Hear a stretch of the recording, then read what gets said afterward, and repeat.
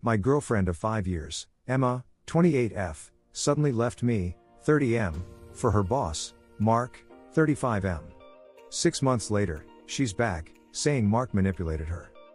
I, 30M, have been on an emotional roller coaster for the past year, and I desperately need some outside perspective. My girlfriend Emma, 28F, and I were together for 5 incredible years. We met during our sophomore year of college, instantly hitting it off over our shared love for indie music and obscure films.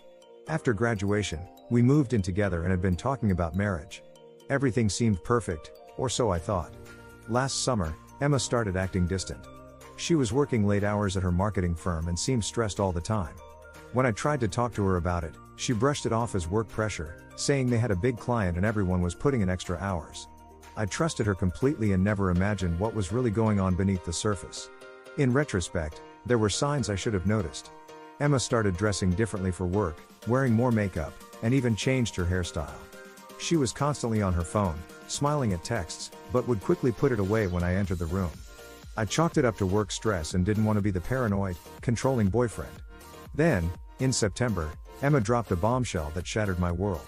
She sat me down one evening after work and told me she was leaving me for her boss, Mark, 35M. She said she had developed feelings for him over the past few months and wanted to explore that relationship. According to her, Mark was everything she ever wanted, successful, ambitious, and exciting.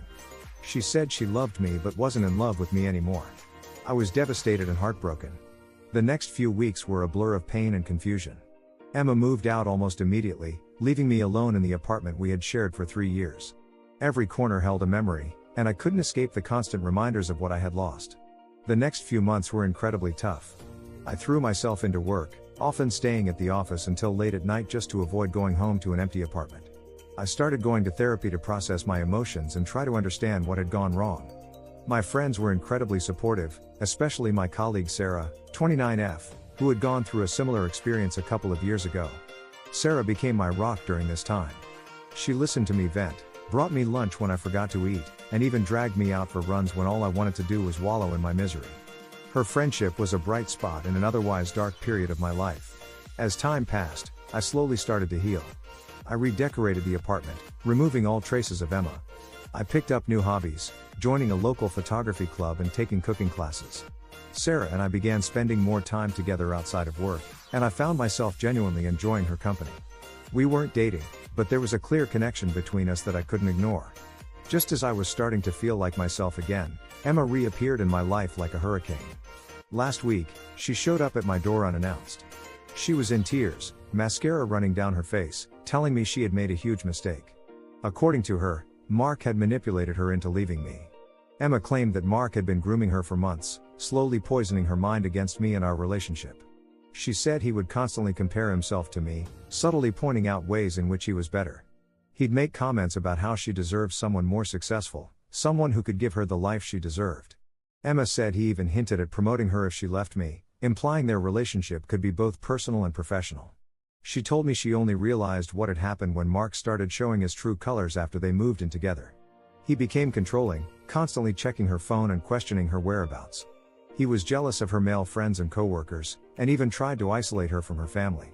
Emma said the final straw was when he became emotionally abusive, belittling her ideas at work and making her feel worthless. Emma left him 2 weeks ago and has been staying with her sister. Now she wants to reconcile with me, saying she realizes I was the best thing that ever happened to her and that she made the biggest mistake of her life by leaving.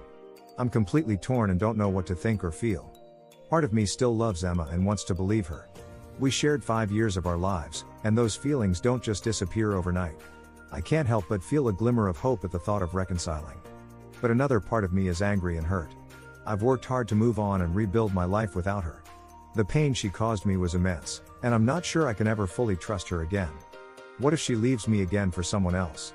I don't know if I could survive that kind of heartbreak a second time. Moreover, I can't help but think about Sarah. While we're not officially dating, there's definitely potential for a relationship there. She's been there for me through my darkest times, and I've grown to care for her deeply. I'm afraid that if I give Emma another chance, I might be throwing away a chance at happiness with Sarah. I'm also skeptical about Emma's story. Is it possible Mark really manipulated her to this extent, or is she just regretting her decision now that things didn't work out?